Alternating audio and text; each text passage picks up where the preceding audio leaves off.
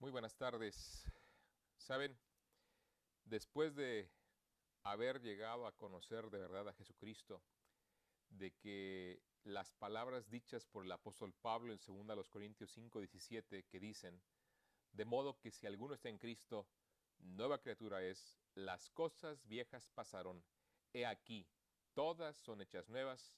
Una vez que eso ha acontecido, por haberme arrepentido y confiado en el Señor, Dios me provee varios recursos donde manifiesta su suficiencia para ayudarme a vivir esa nueva vida en Cristo. Hoy por la mañana estaba hablando con el grupo de jóvenes de la iglesia y les decía, yo sé que a veces, sobre todo cuando han confiado en el Señor, tan jóvenes o siendo niños muchos de ellos, gracias a Dios por ello, a lo mejor hablar de una transformación de vida no suena pues muy impactante porque al haber conocido a Cristo desde una temprana edad, no hubo un tiempo en el cual, gracias a Dios, hubieran estado inmersos en situaciones graves de drogadicción, de sumergidos en la maldad en diversas áreas, en robos, en pleitos, en situaciones así, siendo apenas niños, naturalmente, cuando conocieron al Señor. Y por lo tanto, al no tener, digámoslo así, un testimonio de que Dios les rescató de una vida de pecaminosa, profunda, de estar sumergidos, insisto, por completo en ello, puedan sentir que no hay una transformación dramática o sumamente notoria. Pero la verdad es que sí ocurre. Y el principal asunto es el enfoque que ahora tienen, que antes no tenían. Cuando vivían sin Cristo, vivían sin tomarle en cuenta. Cuando se vive sin Cristo, se vive alejado de Él, se vive sin considerar quién es Él y sin interesarnos realmente lo que implica seguirle o creer en Él. Pero cuando le conocemos de veras, nos concierne lo que Él tenga que decir, nos preocupa lo que diga y queremos tomarle en cuenta para las decisiones de nuestra vida y para honrarle en torno a todo lo que estamos viviendo y haciendo, que Él pueda ver en nosotros esa vida nueva, producir esa vida nueva y que sea vista en nuestro entorno esa vida nueva en Cristo. Y Él nos deja recursos, recursos de verdad impresionantes para que esto ocurra. Lamentablemente a veces en lugar de buscar los recursos de Dios, buscamos los recursos del mundo y buscamos en la sabiduría, en nuestras opiniones, la dirección de la fuente de la transformación o para poder vivir esta vida de una manera, pensamos, exitosa o trascendente. Pero la Biblia nos dice que la sabiduría de este mundo es insensata. Por ejemplo, en 1 Corintios capítulo 3, versículo 19, nuestros pensamientos, nuestras opiniones están, la verdad, afectados por esta naturaleza que es contraria a Dios y que por lo tanto no nos va a ayudar a esa transformación de vida. Y es de ahí la importancia de que tomemos los recursos de Dios. Primera a los Corintios capítulo 3, versículo 19 dice así. eh, y otra vez, el, el Señor conoce los pensamientos de los sabios que son vanos. Y aún antes el Señor nos habla de cómo la sabiduría de este mundo ha sido enloquecida realmente y en gran medida por eso el mundo no conoce al Señor, pero la sabiduría de este mundo, dice la Escritura, es vana, es insensata en muchos sentidos y a veces nosotros le ponemos más atención, le prestamos más cuidado, porque la sabiduría de este mundo, dice, es insensatez para con Dios, pues escrito está. Él prende a los sabios en la astucia de ellos. Y otra vez, el Señor conoce los pensamientos de los sabios que son vanos. Entonces, hacer caso a nuestros sabios pensamientos ya realmente nos aleja más de los recursos de Dios y nos aleja más de la transformación que Dios quiere para nuestras vidas. Nuestras propias ideas son inadecuadas. Isaías 55, versículo 8 y 9 habla de los pensamientos de Dios que son muy superiores que los nuestros.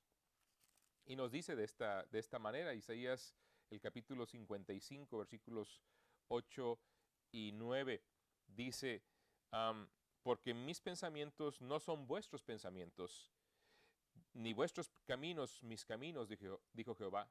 Como son más altos los cielos que la tierra, así son mis caminos más altos que vuestros caminos y mis pensamientos más que vuestros pensamientos. Interesante que en el contexto, por eso dice el versículo 8, buscad a Jehová mientras puede ser hallado. Versículo 6, llamadle en tanto que está cercano, deje el impío su camino y el hombre inicuo sus pensamientos, y vuélvase a Jehová, el cual tendrá de él misericordia, y al Dios nuestro, el cual será amplio en perdonar, porque vuestros pensamientos no son vuestros, porque mis pensamientos no son vuestros pensamientos, ni vuestros caminos mis caminos, dijo Jehová. Entonces, por eso Dios dice, vuélvanse a mis caminos, vuélvanse a mis pensamientos, andar lejos de Él nos traerá desdicha, nos traerá destrucción realmente, finalmente a nuestras vidas. ¿Y dónde están esos recursos? Bueno, básicamente el Señor nos da dos recursos directos de Él. Podremos hablar de un tercer recurso que si nos da tiempo lo mencionaremos, pero quiero hoy enfocarme en dos principalmente. Primero que nada es el Espíritu Santo mismo. ¿Sabes? El recurso más formidable que el creyente en Jesucristo tiene, la persona que se ha arrepentido, ha confiado, es al mismo Espíritu Santo. En Efesios capítulo 1, versículo 13 dice, en él también vosotros, habiendo oído la palabra de verdad y el evangelio de vuestra salvación, y habiendo creído en él, fuisteis sellados con el Espíritu Santo de la promesa. Y aún en Corintios, el apóstol Pablo cuestiona a los corintios porque están viviendo vidas totalmente desenfrenadas, otra vez vueltas al pecado, y les confronta diciendo, ¿o ignoráis que vuestro cuerpo es templo del Espíritu Santo, el cual está en vosotros, el cual tenéis de Dios y que no sois vuestros? Porque habéis sido comprados por precio, glorificad pues a Dios en vuestro cuerpo y en vuestro espíritu, los cuales son de Dios. Es impresionante el saber y de verdad impactante el entender que Dios, para la transformación de mi vida, para darme esa vida nueva, no nada más me dice cosas, no nada más me da consejos, sino que Él viene a hacerse presente en la persona del Espíritu Santo en mi propia vida para ayudarme en ese proceso de cambio, para ayudarme en ese proceso de nuevo enfoque, de buscar vivir para Él, de poder reflejar quién es Él. Él viene a hacer morada en mí para que yo pueda vivir de verdad la vida que Él me da, la vida que Él me llama a vivir. Él me capacita en la persona y en la obra del Espíritu Santo que ahora mora en nosotros, como la Biblia nos lo dice.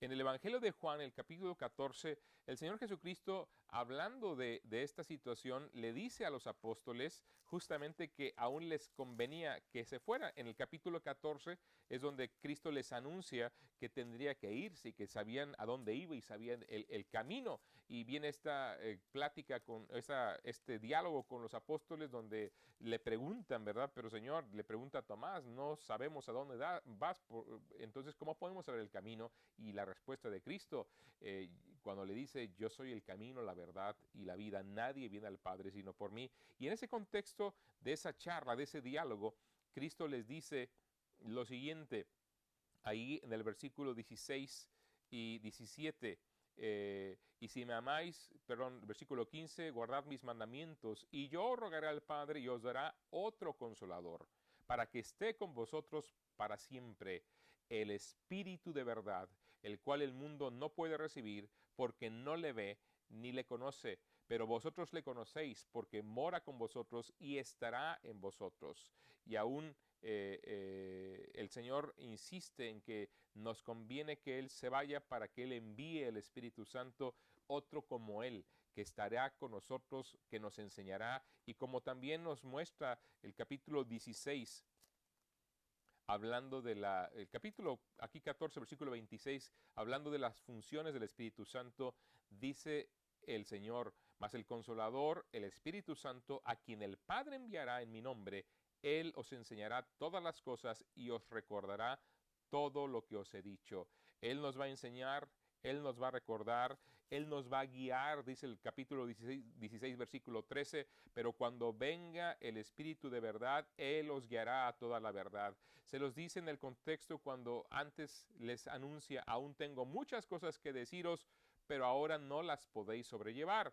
Pero cuando venga el Espíritu Santo y haga morada directa y permanente en vosotros, Él os guiará a toda la verdad, porque no hablará por su propia cuenta, sino que hablará todo lo que oyere y os hará saber las cosas que han de venir. Él me glorificará porque tomará de lo mío y os lo hará saber. Entonces es tremenda la obra del Espíritu Santo.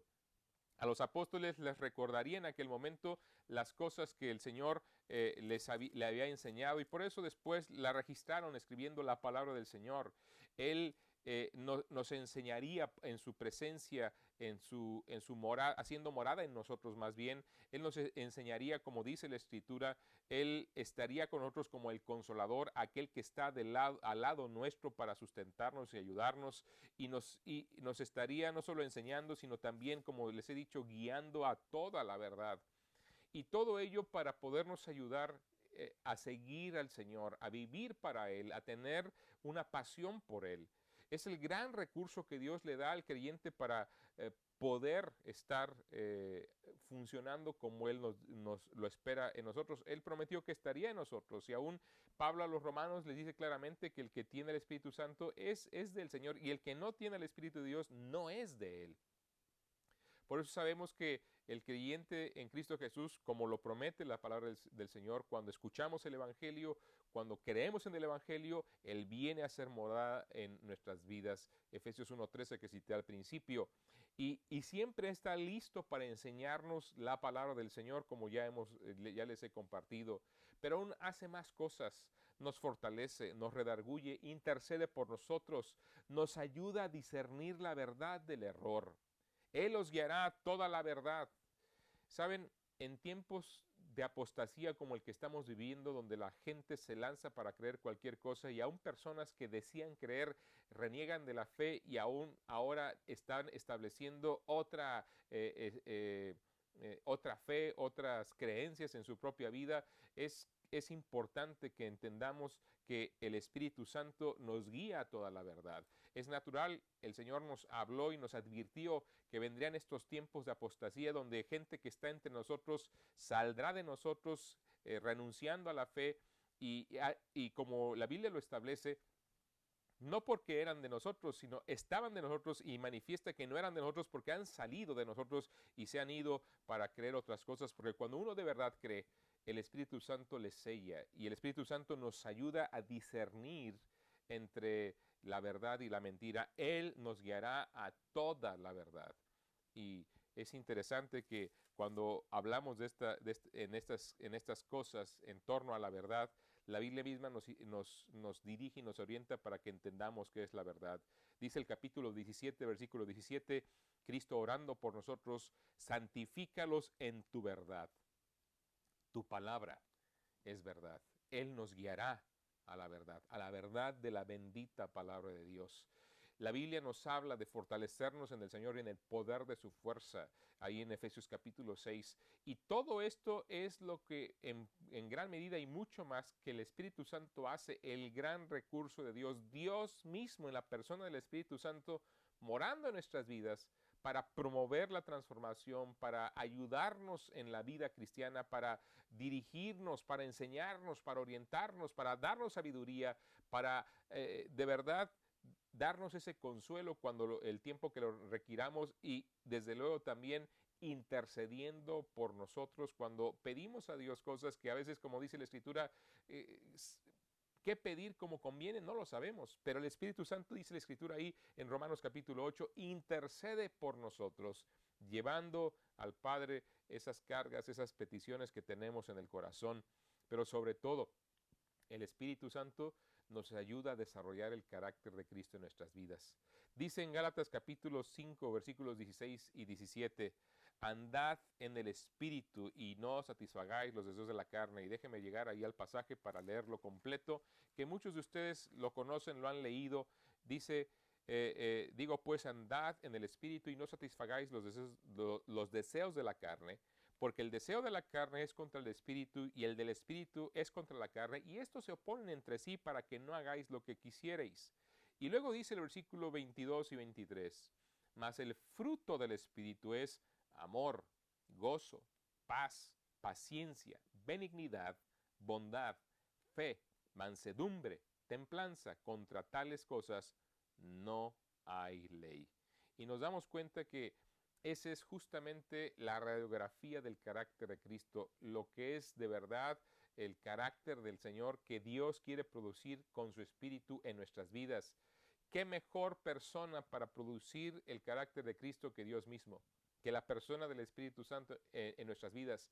Y es que es una de las verdades que el creyente luego se le escapa, y cuando un creyente está creciendo en el Señor, de repente se le hace difícil la vida cristiana porque se está esforzando en vivirla, se está esforzando en cambiar, se está esforzando en tener desarrollar esos rasgos de carácter que nosotros no somos capaces de desarrollar en su totalidad. Que la carne, fíjense lo que la carne produce, porque justamente aquí en Gálatas capítulo 5 hace esa contraposición. Nos advierte y nos amonesta de lo que produce nuestra propia carne, y manifiestas son las obras de la carne, que son adulterio, fornicación, inmundicia, lascivia, idolatría, hechicerías, enemistades, pleitos, celos, iras, contiendas, disensiones, herejías, envidias, homicidios, borracheras, orgías y cosas semejantes a estas, acerca de las cuales os amonesto, dice Pablo a los Gálatas, cosas semejantes a estas, acerca de las cuales os amonesto, como ya os lo he dicho antes, que los que practican tales cosas no heredarán el reino de Dios. Termina el 21 e inmediatamente dice, más el fruto del Espíritu es amor, gozo, paz, paciencia, benignidad, bondad, fe, mansedumbre, templanza. Qué tremendo, ¿no? Dios en su palabra nos muestra, por un lado, lo que produce el Espíritu Santo, pero también nos muestra cómo es que cuando tú te esfuerzas y tú intentas, la carne lo que produce es exactamente lo opuesto. Y muchos creyentes se desalientan porque ven que en su vida espiritual no hay un avance, porque se esfuerzan y se esfuerzan sin obtener nada, y no se dan cuenta que el problema es que su esfuerzo debe estar en otro sentido, no en la fuerza de voluntad para producir algo que no nos es natural, sino en la fuerza de voluntad rendida en el altar del Señor para dejar que Dios con su palabra obre en nuestras vidas con el Espíritu Santo y produzca el fruto del Espíritu Santo. Más bien, la lucha de la voluntad es contra la voluntad. Es rendir nuestra voluntad, es reconocer que somos incapaces, es admitir que por eso Dios, con su Espíritu, al enviarlo a nuestras propias vidas, ha logrado la mayor de las victorias. Nos da, desde luego, la bendición de tener el recurso más grandioso para poder ser transformados. La presencia del Espíritu Santo garantiza que el creyente tiene la herramienta principal para que produzca en su vida el fruto del Espíritu Santo. Él lo produce. ¿Cuál es la parte del creyente? Humillarse, reconocer que soy incapaz, rogar al Señor rendido en mi corazón, rendirle mi vida, rendirle las áreas de mi vida para que Él las tome y Él trabaje con ellas. Pero el elemento que el Espíritu Santo utiliza principalmente, y es el segundo recurso que Dios pone en nuestras manos, es su palabra.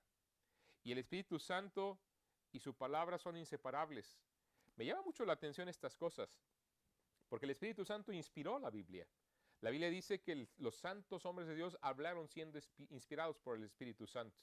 La Biblia dice que toda la Escritura es inspirada por Dios. Toda la Escritura es inspirada por Dios y útil, para enseñar, para redarguir, para instruir en justicia. Ahora, es tremendo esto, porque es la herramienta que el Espíritu Santo utiliza para transformar nuestra vida.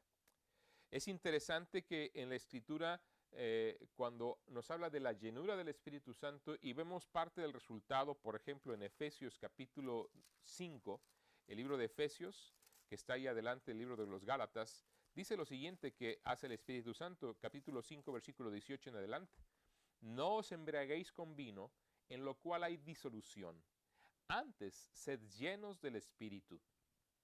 Ahora, tremendo lo que Pablo está haciendo aquí, comparando la borrachera, el dominio del alcohol sobre el comportamiento humano, con el dominio del Espíritu Santo, la influencia del Espíritu Santo sobre el comportamiento del hombre. Por un lado dice, no te embriagues con vino, porque en ello hay desenfreno, hay disolución.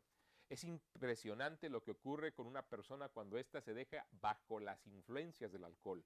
hace cosas que en su santo juicio, en su sano juicio, perdón, no haría. Hace temeridades, dice cosas, se pelea, y por eso la Escritura habla de que tengamos cuidado y tengamos mucho respeto con el vino. Es más, nos advierte que lo mejor que podemos hacer es mantenernos alejados de él. ¿Por qué? Porque cuando te detienes mucho en el vino, hay disolución, hay desenfreno, hay dolor, hay inclusive muerte, dice el Proverbios capítulo 23. Pero bueno, y tomando esto, miren lo que dice la Escritura. Después de decirnos que seamos llenos del Espíritu, controlados, que el Espíritu Santo influye en todas las áreas de nuestra vida, nos muestra parte del resultado que esto ocurra. Hablando entre vosotros con salmos, con himnos y cánticos espirituales, cantando y alabando al Señor en vuestros corazones, dando siempre gracias por todo al Dios y Padre en el nombre de nuestro Señor Jesucristo. Me llama mucho la atención la manera en la cual Pablo lo dice, especialmente cuando dice que debemos estar hablando y cantando, hablando entre vosotros con salmos, con himnos y cánticos espirituales, cantando y alabando al Señor en vuestros corazones. ¿Sabes qué? Esto quiere decir básicamente hacer armonía con Dios. Cantar alabando al Señor en nuestros corazones tiene que ver con hacer armonía con Dios. No distonía, sino armonía. El asunto es que cuando tú escuchas a alguien cantar que no da la nota, de verdad quieres alejarte, porque de verdad no va, no se lleva el tono, el acorde, ¿verdad? No suena bien, no hay un ensamble, hay una nota mal, está algo mal, está desafinado. Pero cuando está bien afinado y se armoniza, es algo precioso. Y justamente la Biblia nos dice que la llenura del Espíritu Santo hace que nosotros armonicemos con Dios, armonicemos con Él, le alabemos, cantemos. Pero lo que quería sobre todo mencionar es lo que dice Pablo a los colosenses del mismo asunto, y miren las palabras que él utiliza, pero ahora no mencionando a la llenura del Espíritu Santo directamente, sino al fruto de la palabra en nuestras vidas. En el capítulo 3, versículo 17 del libro de Colosenses, versículo 16 y 17 dice así: la palabra de Cristo more en abundancia en vuestros corazones.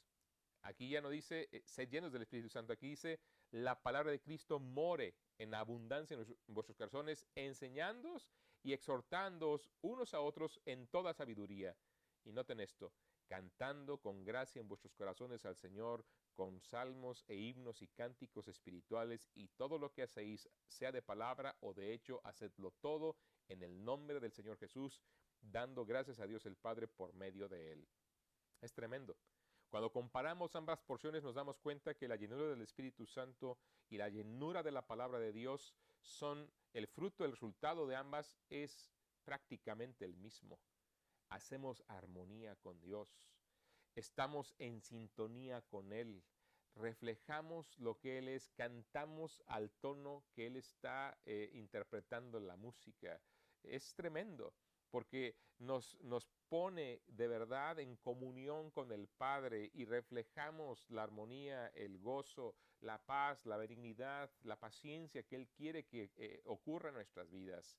Y eso simplemente hablando de los dos grandes recursos que Dios pone a nuestro alcance: la persona del Espíritu Santo en nuestra vida, dentro de nosotros, para crear los cambios de dentro hacia afuera, no de fuera para afuera, sino de dentro hacia afuera, y la herramienta preciosa que es la palabra de Dios, que por eso la Escritura insiste tanto en que meditemos en ella, que la leamos, que llenemos nuestros corazones, abundemos en la palabra del Señor para que ésta realice su tarea. Ya hablaremos de lo que la Biblia hace y cómo la Biblia es útil, como dice 2 Timoteo capítulo 3, versículos 16 y 17. Pero hoy nos resta simple y sencillamente decir lo siguiente. Y bueno, sí, iremos a este pasaje, todavía tenemos algo de tiempo para analizarlo. Pero cuando la Biblia mora en abundancia en nuestros corazones, insisto, nos ayuda en tener armonía con el Señor.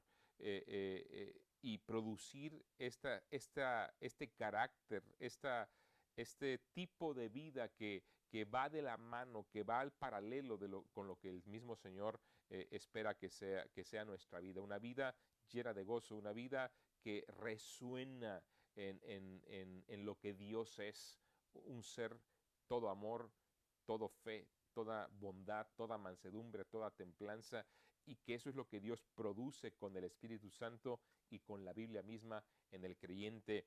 Ahí, y como les decía, revisando la segunda epístola a Timoteo, el capítulo 3, el apóstol Pablo, señalando justamente la importancia y trascendencia que tiene la palabra de Dios, o que debe tener la palabra de Dios en nuestras vidas, nos dice lo siguiente: toda la escritura es inspirada por Dios y útil para enseñar, para redarguir, para corregir, para instruir en justicia, a fin de que el hombre de Dios sea perfecto, enteramente preparado para toda buena obra. Ahora, hay varios elementos aquí que me gustaría subrayar en torno a este recurso tan importante que es la palabra de Dios. Primero que nada, es que toda la Biblia es importante, porque toda es palabra de Dios. Y cuando nos acercamos a ella, cuando la leemos, tenemos que reconocerlo, y en nuestro corazón tiene que haber una reverencia genuina ante lo que Dios tiene que decirnos. Y le reverenciamos y le reconocemos cuando admitimos que es la verdad, que es la palabra de Dios y que es Dios quien está hablándonos cuando leemos este libro. No es cualquier libro. Saben, por siglos el ser humano ha intentado deshacerse de la Biblia, como ha intentado deshacerse de Dios. Pero el hecho de que el hombre ataque a Dios, ataque a su palabra, no van a cambiar la verdad. Cristo nos recordó esta verdad diciéndonos: el cielo y la tierra pasarán, pero mis palabras no pasarán. Por más ataques, por más intentos que el hombre arremeta en contra de la veracidad de la Escritura, intente difamarla, intente menospreciarla, intente destruirla físicamente, no lo logrará, tan solo porque es la palabra de Dios y por la promesa de Dios mismo. El cielo y la tierra pasarán, pero mis palabras no pasarán. Pero aún de manera práctica, ¿sabes? Que aunque pudiéramos destruir todos los ejemplares escritos que hay de la Biblia en el mundo, ¿sabes que es el libro más citado que el hombre ha utilizado en toda la historia? Que incluso si nos quitaran y que destruyeran, como dije, todos los ejemplares existentes de la Biblia y no se reprodujera uno solo más, con tan solo las citas que hay en los libros, en la literatura universal que se hacen de la Biblia, refiriéndose a la Biblia en otros escritos que nada tienen que ver con la Biblia inclusive, tan solo con las citas que hay de él, podríamos reconstruir por completo la palabra de Dios. Pero sabemos que no pasará lo que el mundo intenta, destruir la palabra del Señor. Fue el primer libro impreso en este soporte. La imprenta, Gutenberg, la imprimió. Y es el libro de mayor venta y mayor circulación en el mundo, a pesar que el mundo rechaza al Señor. ¿Por qué? Porque es la palabra de Dios. Por eso tiene esa singularidad, esa penetración, y sigue teniendo vigencia en nuestro tiempo. Toda la Escritura es inspirada. Dios puso su mero respiro. Cada palabra que leemos en la Biblia es la palabra del Señor. Por eso tenemos que poner atención a cada palabra, tener respeto por ella y meditar en lo que ella nos tiene que decir. Pero no solamente es la palabra de Dios y hay que acudir a ella con la actitud correcta. Hay que acudir a ella buscando que Dios ejecute, o que la Biblia repercute y ejecute sus 4 funciones que deben realizarse en nuestra vida. Dice la Escritura que es útil para enseñar, redarguir, corregir e instruir en justicia. 4 cosas que Dios quiere hacer con su palabra en nuestra vida. Primero, enseñarnos. Y por eso la principal pregunta, la pregunta inicial que tenemos que hacernos cuando leemos la Escritura es: ¿qué dice la Biblia? No para interpretarla, sino para entender lo que dice ella por sí misma. Porque la Biblia no es de interpretación privada, dice el apóstol Pedro. Nadie puede llegar y darle un sentido o el sentido que yo quiera. No, La Biblia se interpreta a sí misma, la Biblia se explica a sí misma y la entendemos como leemos, cuando leemos y cuando estudiamos o como cuando leemos cualquier otra carta o libro que vemos el sentido, vemos lo que está diciendo, dicen, bueno, es que tiene un montón de símbolos y tipos. Ciertamente en la Escritura encontramos cierta simbología, pero agradecemos a Dios que en su mayoría, si no es que en su totalidad, Dios nos dice en la misma Biblia el significado de esas tipologías y esas simbologías. O sea que no es ni siquiera que yo lo tengo que dar a la imaginación o pensar que tiene que venir una revelación especial a mi vida para poder entender lo que la Biblia dice. No, es simplemente leerla y estudiarla y darle el tiempo y entenderla en su propio contexto y en el contexto total de la Escritura misma. Sí, hay situaciones que a veces son complicadas tal vez entender, a veces más creer que entender, porque no queremos creer lo que este libro dice y por eso nos resistimos a él, porque si lo aceptamos, entendemos que somos responsables delante del Señor y lo somos aunque no lo aceptemos.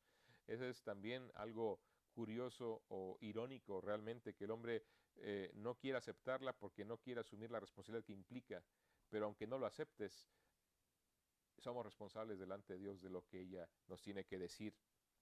Ahora, la Biblia nos enseña. ¿Qué nos enseña? Pues lo que Dios quiere que sepamos.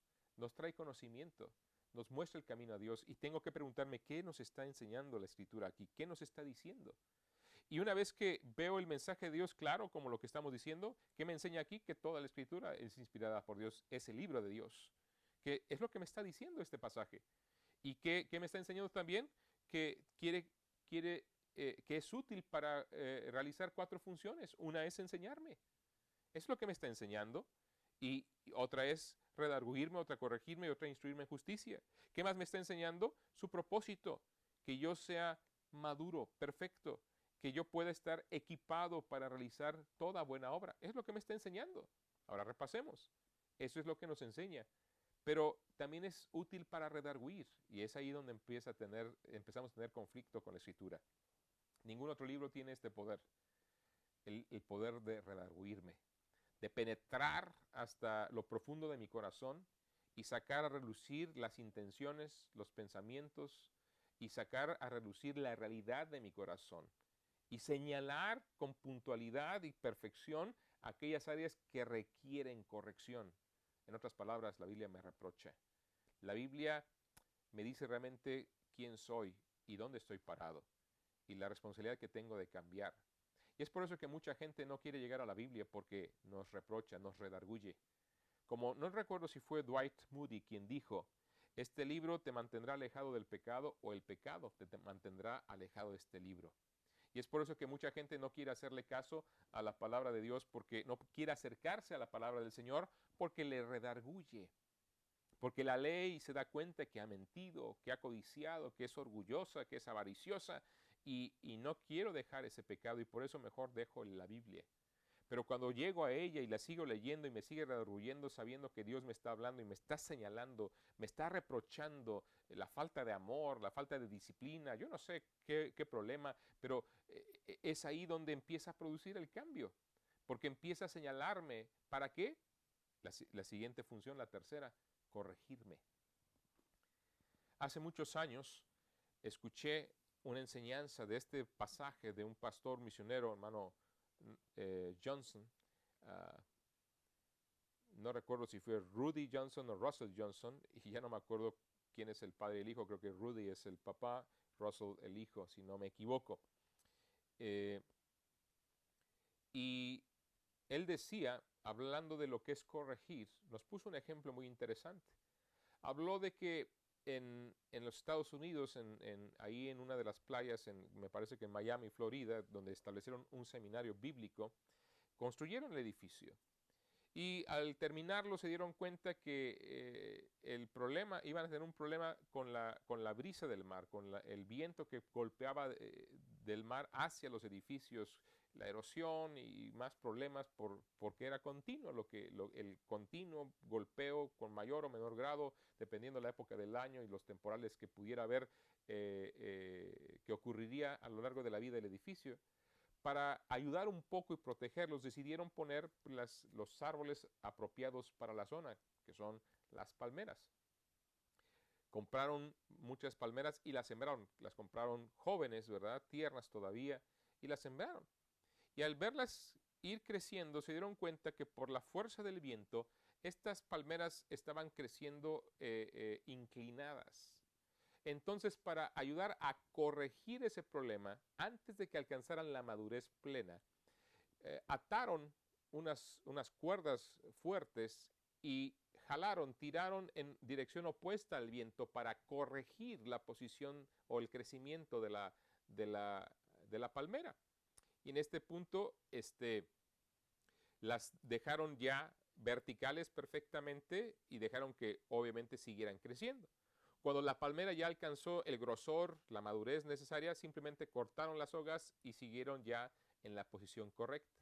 Y es exactamente lo que la Biblia quiere hacer. Al corregirme, primero me redarguye y me señala cuál es el problema. Estoy creciendo chueco.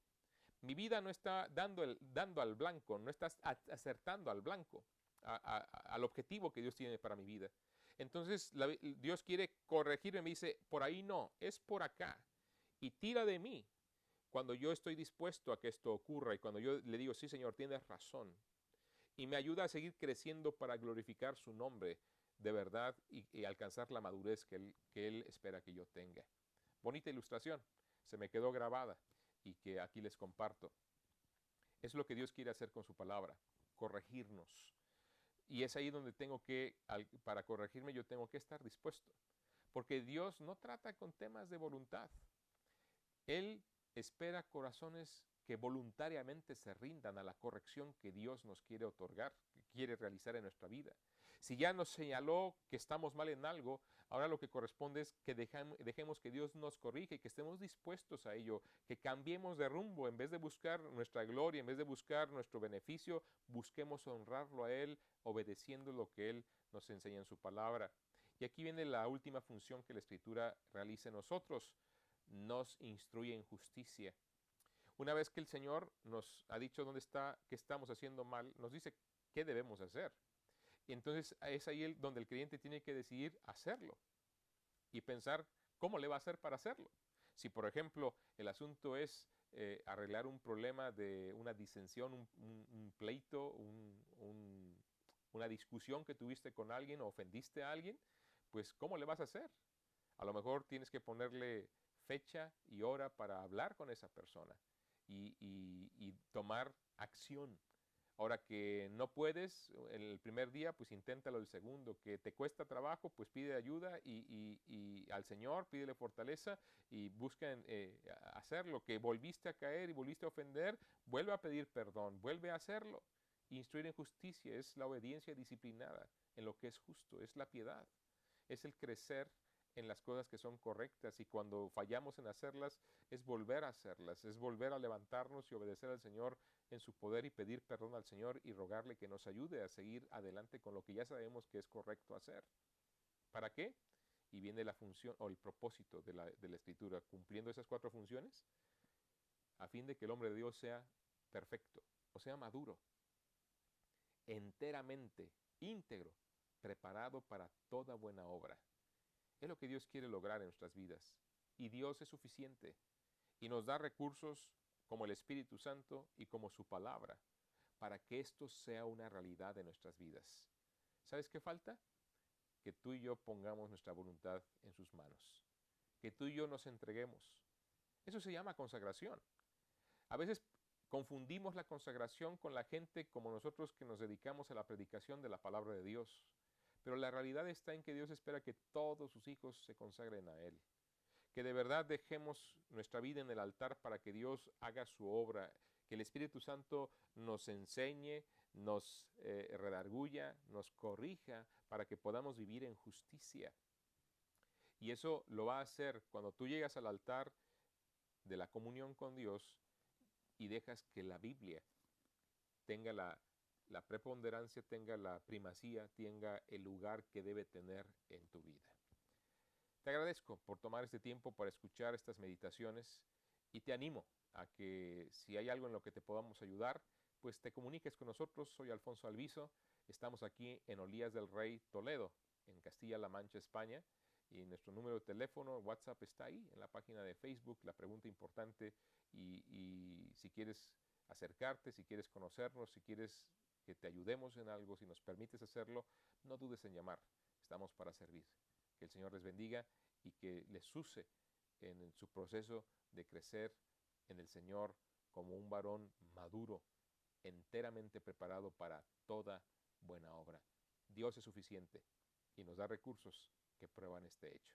Dios les bendiga y les use en su vida.